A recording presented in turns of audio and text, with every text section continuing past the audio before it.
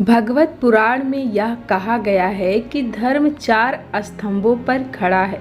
जैसे कि एक बैल अपने 4 पैरों पर कैसे खड़ा होता है। यह 4 स्तंभ है सत्यता, तपस्या, पवित्रता और दयालुता। सतयुग पहला युग था। इस युग में सभी 4 स्तंभ मौजूद थे और सत्य आधार था, इसलिए इसे सतयुग नाम दिया गया। सतयुग की समाप्ति के बाद त्रेता युग आया। इस युग में सत्य का स्तंभ गायब हो गया और केवल 3 स्तंभ मौजूद थे। इस प्रकार इसे त्रेता युग नाम दिया गया। त्रेता युग की समाप्ति के बाद द्वापर युग आया। इस युग में 2 स्तंभ सत्य और तपस्या गायब हो गए। चूंकि यह 2 युग स्तंभों पर खड़ा था, इसलिए इसका नाम द्वापर युग रखा गया। जिस युग में हम रह रहे हैं वह दया के 1 स्तंभ और पाप के अन्य 3 भागों में खड़ा है। इस प्रकार इसका नाम कलयुग रखा गया। कलयुग में दान सबसे महत्वपूर्ण है। इस प्रकार धर्म के प्रत्येक स्तंभ के गायब होने से युगों के नामकरण का आधार बन गया। कहते हैं कि कलयुग में पाप अपने चरम पर होगा। वर्तमान में कलिकाल अर्थात कलयुग चल रहा है। ग्रंथों में इस युग में क्या क्या होगा और कौन कौन सा घटेगा घटना, यह सब स्पष्ट लिखा गया है।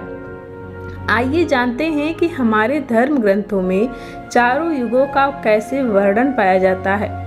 पहले आता है सतयुग। इस प्रकार इस युग में धर्म के 4 पैर होते थे। मनुष्य की लंबाई 32 फीट होती थी।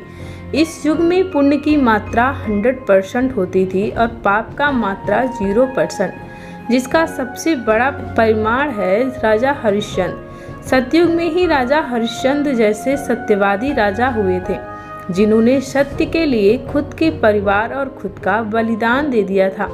उसके बाद आता है त्रेता युग। इस युग में धर्म के केवल 3 ही पैर बचे थे।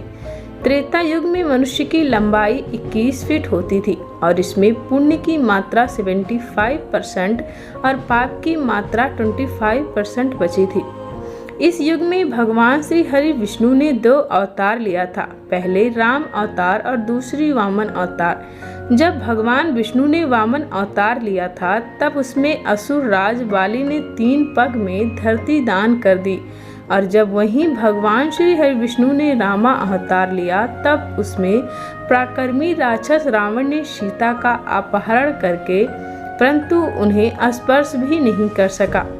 तीसरे नंबर पर आता है द्वापर युग, जिसमें धर्म के केवल 2 ही पैर बचे थे। इस युग में मनुष्य की लंबाई 11 फीट हो गई थी। द्वापर युग के अंदर पुण्य की मात्रा 50% बची थी और पाप की मात्रा 50%, यानी कि द्वापर युग में आधे मनुष्य पापी और आधे पुण्य आत्मा थे। इस युग में महाभारत का युद्ध हुआ था, जिसे धर्म युद्ध कहा जाता है। इस धर्म युद्ध में भगवान श्री कृष्ण ने धर्म की रक्षा की थी। चौथे नंबर पर आता है कलयुग। इसके आते आते सभी पैरों के निशान समाप्त हो गए, क्योंकि इस युग में धर्म पंगु बन गया। इस युग में मनुष्य की लंबाई 5 फीट हो गई। कलयुग में धर्म का सिर्फ 1/4 अंश ही रह गया, अर्थात इस काली काल में धर्म के पैरों का कोई नामो निशान नहीं बचा। इस युग के अंदर पाप की मात्रा 75% हो गई और वहीं पुण्य की मात्रा 25% ही बची है। परंतु प्रेजेंट में अगर आप देख रहे होंगे तो आप सभी को पता ही होगा कि कलयुग चरम पर पहुंच चुका है, यानी कि जो 25% पुण्य की मात्रा बची गई थी वह अब 5% ही बचा है। अब तो चारों तरफ केवल पाप ही पाप नजर आने लगा। द्वापर युग में भगवान श्री कृष्ण ने कलयुग का वर्णन किया था। दोस्तों, कलयुग का आरंभ होने से पहले ही भगवान श्री कृष्ण ने इसका वर्णन कुछ इस प्रकार किया था। भगवान श्री कृष्ण ने कलयुग का वर्णन करते हुए कहा था कि कलयुग में उन लोगों का राज्य होगा जो दोनों ओर से शोषण करेंगे, यानी कि बोलेंगे कुछ और करेंगे कुछ और उनके मन में होगा कुछ और। कलयुग में ज्ञान का चर्चा वही फैलाएगा जो आचरण से राक्षसी होगा, जिसे लोग बड़े ज्ञानी विद्वान पंडित कहेंगे। असल में वह ऐसा होगा कि किसी भी मनुष्य के संपत्ति को कैसे हासिल करे, इसके बारे में ही सोचने में लगा रहेगा। कलयुग में लोग शादी विवाह के उत्सव में लाखों रुपए खर्च कर देंगे, परंतु वहीं यदि कोई व्यक्ति भूखा होगा तो उसका पेट भरने के लिए 1 रुपया भी नहीं निकलेंगे, चाहे भले ही वह व्यक्ति भूख की वजह से मर ही क्यों न जाए।